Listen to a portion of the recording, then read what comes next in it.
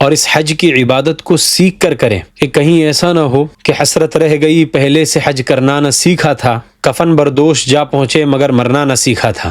آپ کے جو بھی رشتہ دار اس سال حج کرنے کے لیے جا رہے ہیں ان کو یہ ویڈیو ضرور پہنچائیں، اور یاد رہے تو اس عاجز کے لیے بھی دعا فرمائیں۔ حامدًا و مصلیًا و مسلما۔ حج ایک انتہائی آسان عبادت ہے، مشکل اس وجہ سے لگتی ہے کیونکہ لوگ اس کو سیکھتے نہیں ہیں۔ اگر اس کو سیکھ کر کیا جائے گا تو یہ بہت ہی آسان عبادت ہے۔ اس ویڈیو کو اگر آپ لاسٹ تک دیکھ لیں گے انشاءاللہ تو بالکل آسان اور عام فہم انداز میں آپ کو حج کا پورا طریقہ سمجھ میں آ جائے گا۔ حج کے جو دن ہے وہ 5 ہے، ذی الحجہ کے مہینے کی 8، 9، 10، 11، 12 تاریخ، یہ 5 دن حج کے دن ہیں۔ ان 5 دنوں میں 9 کام حاجی کو کرنا ہے۔ جو شخص بھی ان 5 دنوں میں 9 کام کر لے گا وہ حاجی ہو جائے گا اور اس کا حج ادا ہو جائے گا۔ 5 دن ہے، 9 کام ہے، جن میں سے 3 کام فرض ہے اور باقی کے 6 کام واجب ہیں۔ اب اس کو ترتیب سے سمجھ لیجئے۔ 5 دن میں سے پہلا دن تھا 8 ذی الحجہ۔ 8 تاریخ کو ظہر تک سارے حاجیوں کو مینا پہنچنا ہے، یعنی 8 تاریخ کی صبح سے سارے معلم حاجیوں کو مینا لے جانا شروع کر دیتے ہیں۔ اب چونکہ رش بہت زیادہ ہوتا ہے اس لیے کچھ معلم رات ہی سے حاجیوں کو مینا لے جاتے ہیں، تو حاجیوں کو چاہیے کہ جب ان کے پاس اعلان آ جائے تو اس اعلان کے حساب سے 7 تاریخ کو ہی اپنے آپ کو نہا دھو کر بالکل تیار کر لے اور احرام پہن کر ریڈی ہو جائے۔ یہ احرام آپ کو مسجد عائشہ اور تنعیم جا کر نہیں باندھنا، یاد رکھنا۔ یہ احرام آپ اپنے کمرے سے بھی باندھ سکتے ہیں، آپ مسجد حرام میں جا کر بھی باندھ سکتے ہیں، اس کے لیے آپ کو مسجد عائشہ جانے کی ضرورت نہیں ہے۔ احرام باندھ کر 2 رکعت نماز پڑھ لیں اور بس میں بیٹھ کر فوراً نیت کر لیں اور لبیک پڑھیں۔ اللہم انی ارید الحج فیسرہ لی وتقبلہ منی، اے اللہ میں حج کی نیت کرتا ہوں تو اس کو میرے لیے آسان فرما اور قبول فرما۔ نیت دل کے ارادے کا نام ہے، آپ دل سے بھی نیت کر سکتے ہیں، زبان سے بھی اس کو ادا کر سکتے ہیں، لیکن نیت کرنے کے فوراً بعد لبیک پڑھنا ضروری ہے۔ دیکھو اگر نیت کر لی اور لبیک نہیں پڑھی تو احرام کی پابندیاں شروع نہیں ہوگی، اس لیے یاد رکھنا کہ نیت کرنے کے بعد فوراً لبیک پڑھنا ضروری ہے۔ لبیک اللہم لبیک، لبیک لا شریک لک لبیک، ان الحمد والنعمت لک والملک لا شریک لک۔ اب احرام کی پابندیاں شروع ہو گئی۔ اب آج یعنی ذی الحجہ کی 8 تاریخ کو سارے حاجی مینا میں اپنے خیموں میں پہنچ جاتے ہیں۔ آج مینا میں کوئی کام نہیں ہے، آپ کو صرف 5 نمازیں پڑھنی ہے، ظہر، عصر، مغرب، عشاء اور 9 تاریخ کی فجر۔ اس کے علاوہ مینا میں کوئی کام نہیں ہے۔ حج کے اصل ارکان شروع ہوں گے 9 تاریخ سے، لیکن اللہ تعالیٰ نے ایک دن پہلے ہی حاجیوں کو شہر چھڑوا کر مینا بلوا لیا کہ مینا میں رہ کر مناسک حج اور حج کے سارے مسائل حاجی سیکھ جائے۔ تو مینا میں بس یہی کام ہے، 5 نمازیں پڑھنا ہے، حج کے مسائل کا تکرار کر لینا ہے، جس کو نہیں آتا ہے اس کو سکھا دینا ہے، اور اللہ کا ذکر اور کثرت سے لبیک پڑھتے رہنا ہے۔ 8 تاریخ کا دن گزر گیا۔ 9 تاریخ کی صبح میں معلم حضرات آپ کو مینا سے عرفات کے میدان میں لے کر جائیں گے، لیکن یہاں بھی رش کی وجہ سے بہت سے معلم حضرات رات ہی سے حاجیوں کو لے جانا شروع کر دیتے ہیں۔ کچھ عشاء کے بعد لے جاتے ہیں، کچھ آدھی رات کو لے جاتے ہیں، اور کچھ فجر سے پہلے لے جاتے ہیں، اور کچھ فجر کے بعد لے جاتے ہیں۔ تو جس طرح آپ کے معلم حضرات آپ کو لے جائیں آپ اسی ترتیب سے ان کے ساتھ چلے جائیں۔ اگر آپ کو فجر سے پہلے لے جائیں تو آپ ان سے یہ جھگڑا نہ کریں کہ ہماری 5 نمازیں نہیں ہوئی۔ 5 نمازیں نہیں ہوئی تو کوئی مسئلہ نہیں ہے، آپ اس سے پہلے بھی مینا سے نکل کر عرفات جا سکتے ہیں، لیکن 9 تاریخ سے آپ کو دھیان رکھنا ہے کہ ایام تشریق شروع ہو گئے۔ 9 تاریخ کی فجر سے 13 تاریخ کی عصر تک ہر فرض نماز کے بعد آپ کو تکبیر تشریق پڑھنا ہے۔ مرد حضرات کو بلند آواز سے اور عورتوں کو پست آواز سے 1 مرتبہ تکبیر تشریق پڑھنا واجب ہے۔ اللہ اکبر، اللہ اکبر، لا الہ الا اللہ، اللہ اکبر، اللہ اکبر وللہ الحمد۔ 9 تاریخ کی زوال تک سارے حاجی عرفات پہنچ جاتے ہیں۔ عرفات کا دن اچھے سے سمجھ لیجئے، ہم لوگ نہیں جانتے، بہت بڑا دن ہے۔ سنن نسائی کی روایت ہے جس میں آپ صلی اللہ علیہ وسلم فرماتے ہیں الحج عرفہ، حج عرفہ ہی کا نام ہے۔ جو شخص بھی 9 ذی الحجہ کے دن عرفہ میں آ گیا وہ حاجی ہو گیا۔ عرفہ کا وقوف یہ حج کا رکن اعظم ہے، یہ سب سے بڑا فرض ہے حج کا۔ عرفہ میں جو نہیں ٹھہرا اس کا حج ہی نہیں ہوا۔ اسی لیے وہاں حج کے دوران جو لوگ بیمار ہو جاتے ہیں تو حکومت ان کے لیے ایمبولینس وغیرہ کا انتظام کرتی ہے، اگر وی آئی پی ہے تو ہیلی کاپٹر وغیرہ کا انتظام کرتی ہے تاکہ ان لوگوں کو عرفات سے گزار دیا جائے اور ان کا حج مکمل ہو جائے۔ عرفہ کا دن سب سے بڑا دن ہے۔ اس دن میں کیا کرنا ہے؟ زوال کے بعد سے لے کر مغرب تک یہ پورا وقت اللہ تعالیٰ سے مانگنا ہے، خوب رو رو کر اور اللہ کے سامنے عاجزی کرنا ہے اور گڑ گڑا کر اللہ اللہ تعالیٰ سے دعائیں مانگنی ہے، اپنے لیے بھی مانگنی ہے اور پوری امت کے لیے مانگنا ہے۔ اب اس کے بیچ میں دو نمازوں کا وقت آئے گا، ایک ظہر کا اور ایک عصر کا۔ عرفات ہی میں ایک مسجد ہے جس کا نام ہے مسجد نمرہ، وہاں پر ظہر عصر ایک ساتھ ہوتی ہے، یعنی ظہر اور عصر دونوں کو ایک ہی وقت میں جمع کر کے پڑھنا ہے۔ لیکن یہ ظہر اور عصر ایک ہی وقت میں جمع کر کے اسی وقت جائز ہے جبکہ آپ اسی مسجد میں امام کے ساتھ نماز پڑھ رہے ہیں۔ اگر آپ عرفہ کے دن اپنے اپنے خیموں میں ظہر اور عصر کی نماز پڑھ رہے ہیں تو پھر ظہر اور عصر کو جمع نہیں کیا جائے گا، ظہر کو ظہر کے وقت میں پڑھنا ہے اور عصر کو عصر کے وقت میں پڑھنا ہے۔ اگر آسانی اور سہولت سے آپ مسجد پہنچ سکتے ہیں اور مسجد کی جماعت آپ کو مل سکتی ہے تو پھر آپ کو اس وقت ظہر اور عصر ایک ساتھ پڑھ لینا ہے، اور پھر عرفہ کے دن بس ایک ہی کام ہے، خوب اللہ تعالیٰ سے رو رو کر دعائیں مانگنی ہے، اللہ تعالیٰ سے مناجات کرنا ہے۔ صحیح مسلم کی روایت ہے، آپ صلی اللہ علیہ وسلم نے ارشاد فرمایا، کوئی دن ایسا نہیں ہے جس دن اللہ تعالیٰ اتنے زیادہ بندوں کو جہنم سے آزاد کرتے ہیں جتنا کہ عرفہ کے دن آزاد کرتے ہیں۔ اللہ تعالیٰ کی رحمت بندوں کے قریب آ جاتی ہے اور اللہ تعالیٰ فرشتوں پر فخر فرماتے ہیں، ما اراد ہؤلاء، اللہ تعالیٰ پوچھتے ہیں کہ میرے یہ بندے کیا چاہ رہے ہیں؟ پھر اللہ تعالیٰ خود فرماتے ہیں کہ فرشتوں تم گواہ رہنا، میں نے ان سب کی مغفرت کر دی۔ فرشتے کہتے ہیں کہ اللہ تعالیٰ اس میں تو وہ فلاں بندہ بھی ہے جو گناہ کی طرف منسوب تھا، یعنی بہت بڑا گنہگار تھا، اور اس میں وہ فلاں بندہ اور فلاں بندی بھی ہے، یہ لوگ تو بہت بڑے بڑے گنہگار تھے۔ اللہ تعالیٰ فرماتے ہیں کہ میں نے ان سب کی مغفرت کر دی۔ آج اللہ کی طرف سے عرفہ کے دن کھلی معافی کا اعلان ہے، جو جتنا لوٹ سکتا ہو اللہ کی رحمت کو لوٹ لے، اس لیے خوب دل لگا کر رو رو کر اللہ تعالیٰ سے دعائیں مانگے، ہو سکے تو کچھ وقت ملے تو قرآن کی تلاوت بھی کر سکتے ہیں آپ، اور درود شریف کا بھی اہتمام کریں۔ پھر 9 تاریخ کا سورج جب غروب ہوگا اس کے بعد آپ کو مزدلفہ کے لیے نکلنا ہے۔ عرفات سے مزدلفہ کا سفر عام طور پر پیدل ہی ہوتا ہے، اور مغرب ابھی نہیں پڑھنی، دیکھو مغرب ابھی نہیں پڑھنا ہے بلکہ مزدلفہ پہنچ کر مغرب اور عشاء دونوں کو ایک ساتھ جمع کر کے پڑھنا ہے۔ آپ اپنے خیموں میں پڑھیں گے تو بھی مزدلفہ کے اندر مغرب اور عشاء دونوں کو ایک ساتھ ایک اذان اور ایک اقامت کے ساتھ میں جمع کر کے پڑھنا ہے، یعنی پہلے اذان ہوگی، اقامت ہوگی، اس کے بعد مغرب کی نماز ہوگی، امام صاحب سلام پھیریں گے، مغرب کی سنت نہیں پڑھنا ہے، فوراً کھڑے ہو کر عشاء کی جماعت ہوگی، اس کے بعد پھر آپ سنتیں پڑھ سکتے ہیں۔ مزدلفہ میں رات میں قیام کرنا ہے، وہیں پر آپ کو کنکریاں بھی چن لینا ہے، ایک حاجی کی 70 کنکریاں آپ کو چننا ہے۔ کنکریوں کے لیے تھیلا عام طور پر ٹور والے دیتے ہیں، اسی تھیلے میں آپ کنکریاں جمع کر لے یا اپنے پاس سے الگ سے کوئی تھیلا لے لے اور گن کر 70 بلکہ 70 سے 2-4 زیادہ کنکریاں اس میں رکھ لے۔ کنکری کا سائز کتنا ہو، بڑے چنے کے دانے کے برابر کنکری ہو اتنا کافی ہے، اور رات میں آرام کر لیں، عبادت کرنا ہو عبادت کر لیں، اور صبح اول وقت اٹھ کر فجر کی نماز پڑھنا ہے، اور صبح صادق سے لے کر سورج طلوع ہونے تک کا جو وقت ہے یہ مزدلفہ کے وقوف کا وقت ہے، یہ واجب ہے۔ صبح صادق سے پہلے ہی رات ہی کے اندر اگر مزدلفہ سے نکل کر مینا چلے گئے تو دم واجب ہوگا، اسی لیے صبح صادق کے بعد ٹھہرنا ہے، اور سورج طلوع ہونے کے بعد پھر آپ وہاں سے مینا کے لیے روانہ ہوں گے۔ اب یہ تاریخ ہے 10،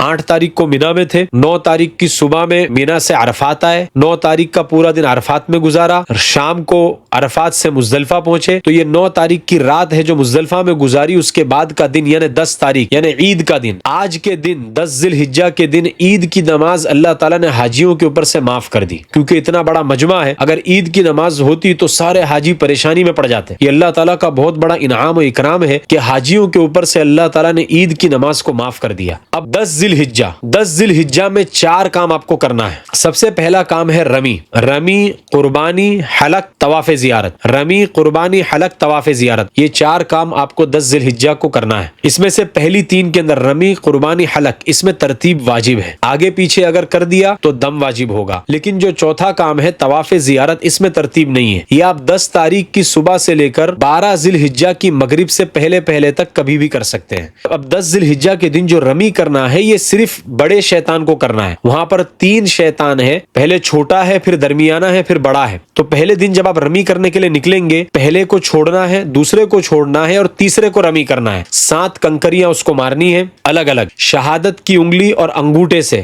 اس طرح کنکری کو پکڑ کر آپ کو پھینکنا ہے، بسم اللہ اللہ اکبر، رغمن للشیطان ورضن للرحمن، شیطان کو ناراض کرنے کے لیے اور رحمان کو راضی کرنے کے لیے میں کنکری پھینکتا ہوں۔ ایک کنکری پھینکنے کے اوپر اللہ تعالیٰ ایک اتنے بڑے گناہ کو معاف کریں گے جو گناہ اس انسان کو جہنم میں لے جانے کے لیے کافی تھا۔ تو اس استحزار کے ساتھ جو ہے شیطان کو کنکری مارنا ہے، اور رمی کرنے کے بعد دوسرا کام تھا قربانی۔ قربانی آپ خود بھی جا کر سکتے ہیں، اگر اپنے اعتماد اور بھروسے والے ہیں، ٹور والے ہیں، تو آپ انہیں بھی دے سکتے ہیں، لیکن جو بھی ٹائم وہ آپ کو قربانی کا دیں گے اس سے کم 2 گھنٹہ رکنے کے بعد پھر آپ کو حلق کرانا ہے۔ تیسرا کام حلق کرانا تھا، کیونکہ کبھی سمجھنے میں آگے پیچھے ہو جاتا ہے، تو اگر وہاں پر قربانی نہیں ہوئی اور یہاں پر آپ نے حلق کر لیا تو دم واجب ہو جائے گا، اس لیے جو وہ ٹائم دے اس سے 2 گھنٹے کے بعد آپ اس کو حلق کرا لے۔ 3 کام آپ کے ہو گئے، اور چوتھا کام ہے طواف زیارت۔ اب 10 تاریخ کو آپ نے 3 کام کر لیے، رمی، قربانی، حلق۔ اب حلق کرنے کے بعد آپ کا احرام کھل گیا، احرام کی ساری پابندیاں آپ کی ختم ہو گئی۔ اب آپ اچھے سے نہا دھو کر سلے ہوئے کپڑے بھی پہن سکتے ہیں، خوشبو بھی لگا سکتے ہیں، لیکن یہاں پر ایک نازک مسئلہ آپ کو یاد رکھنا ہے۔ احرام تو کھل گیا، احرام کی ساری پابندیاں ختم ہو گئی، لیکن جب تک آپ طواف زیارت نہ کریں تب تک میاں بیوی ایک دوسرے کے لیے حلال نہیں ہے۔ یہ مسئلہ بہت پیش آتا ہے کہ قربانی کرنے کے بعد جب احرام کھل جاتا ہے تو لوگ سمجھتے ہیں احرام کی ساری پابندیاں ختم ہو گئی،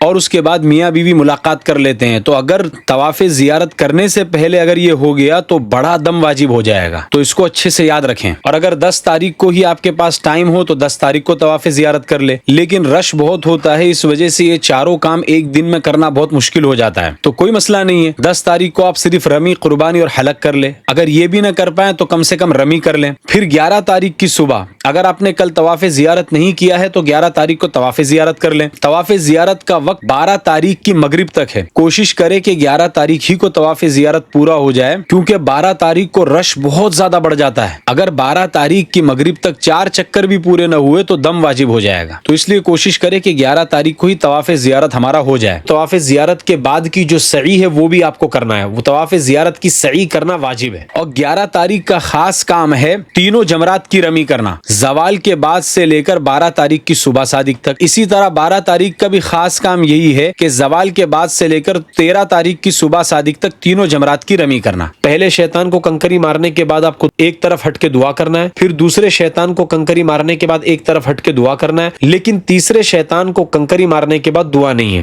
کون سی رمی کے بعد دعا ہے نہیں ہے، تو اس کے لیے آپ یہ یاد رکھیے کہ جس رمی کے بعد واپس رمی ہے تو اس رمی کے بعد دعا کرنا ہے، اور جس رمی کے بعد رمی نہیں ہے تو اس رمی کے بعد دعا بھی نہیں ہے۔ اب 12 تاریخ کو آپ نے رمی کر لی، یہ آپ کا حج پورا ہو گیا۔ اب آپ مکہ آ سکتے ہیں۔ کب آ سکتے ہیں؟ عصر کے بعد بھی جا سکتے ہیں، مغرب کے بعد بھی جا سکتے ہیں۔ اگر 13 تاریخ کی صبح صادق مینا ہی میں ہو گئی تو اب 13 تاریخ کی بھی رمی آپ کو کرنا پڑے گا، اور 13 تاریخ کی رمی کا وقت بھی زوال کے بعد سے لے کر صبح صادق تک ہے۔ اب رمی کا جو ٹائم ہے وہ بھی سمجھ لیجئے، 10 ذی الحجہ کے دن جو رمی کا وقت ہے، جو پہلے دن جو ہمیں بڑے شیطان کو کنکری مارنا ہے، اس دن جب ہم مزدلفہ سے لوٹیں گے، یعنی صبح ہی سے لے کر دوسرے دن صبح صادق سے پہلے تک ہے، اور 11، 12 اور 13 ان 3 دنوں میں رمی کا وقت زوال کے بعد سے لے کر صبح صادق تک ہے۔ اب آپ کا حج پورا مکمل ہو گیا۔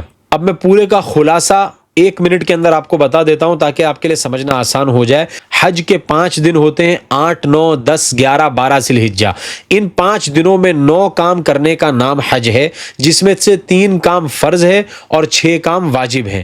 پہلے جو 3 کام فرض ہے وہ سمجھ لیجئے، احرام باندھ کر نیت کرنا، لبیک پڑھنا، یہ پہلا فرض ہو گیا۔ دوسرا فرض عرفہ کے اندر وقوف کرنا، اور تیسرا فرض طواف زیارت کرنا۔ پہلا فرض کیا تھا؟ احرام باندھ کر نیت کرنا، لبیک پڑھنا۔ دوسرا فرض عرفہ میں وقوف کرنا، اور تیسرا فرض طواف زیارت کرنا۔ اب واجب 6 ہیں۔ واجب کو یاد رکھنا تھوڑا مشکل ہے، لیکن میں آپ کو ترتیب سے بتاتا ہوں تاکہ آپ کو یاد رکھنے میں بالکل آسانی ہو۔ 9 تاریخ کی رات میں جب ہم عرفہ سے نکلیں گے، مزدلفہ پہنچیں گے، تو مزدلفہ پہنچ کر جو صبح کا جو وقوف ہے، صبح صادق سے لے کر آفتاب کے طلوع ہونے تک، یہ وقوف واجب ہے، یہ پہلا واجب ہوا۔ اب مزدلفہ سے نکل کر ہم مینا پہنچیں گے، تو مینا کے اندر 4 کام تھے، رمی، قربانی، حلق، طواف زیارت۔ تو اب یہ جو رمی ہے نا، مینا میں پہنچ کر جو ہم رمی کریں گے، یہ دوسرا واجب ہے۔ رمی کرنے کے بعد قربانی کرنا ہے، یہ تیسرا واجب۔ قربانی کے بعد حلق کرنا ہے، یہ چوتھا واجب۔ حلق کرنے کے بعد ہم طواف زیارت کریں گے۔ طواف زیارت تو فرض ہے، لیکن طواف زیارت کے بعد کی جو سعی ہے یہ واجب ہے۔ یہ ہو گئے 5 واجب۔ اور آخری میں جب ہم مکہ سے نکلنے لگیں گے تو الوداعی طواف کرنا ہے، یہ چھٹا واجب ہے۔ 3 فرض ہو گئے، 6 واجب۔ حج کے 5 دن، 8، 9، 10، 11، 12 ذی الحجہ، 5 دنوں میں 9 کام کرنے کا نام حج ہے۔ 9 کام میں سے 3 فرض، 6 واجب۔ 3 فرض ہیں، پہلا احرام باندھ کر نیت کرنا لبیک پڑھنا، دوسرا عرفہ میں وقوف کرنا، تیسرا طواف زیارت کرنا۔ 6 واجب میں سے پہلا مزدلفہ کا وقوف، دوسرا رمی، تیسرا قربانی، چوتھا حلق، پانچواں طواف زیارت کی سعی اور چھٹا الوداعی طواف کرنا۔ اس لیے خود بھی حج سیکھیں اور دوسروں کو بھی سکھائیں، اور اس حج کی عبادت کو سیکھ کر کریں کہ کہیں ایسا نہ ہو کہ حسرت رہ گئی پہلے سے حج کرنا نہ سیکھا تھا، کفن بردوش جا پہنچے مگر مرنا نہ سیکھا تھا۔ آپ کے جو بھی رشتہ دار اس سال حج کرنے کے لیے جا رہے ہوں ان کو یہ ویڈیو ضرور پہنچائیں، اور یاد رہے تو اس عاجز کے لیے بھی دعا فرمائیں۔ ھذا وصلی اللہ علیہ وسلم۔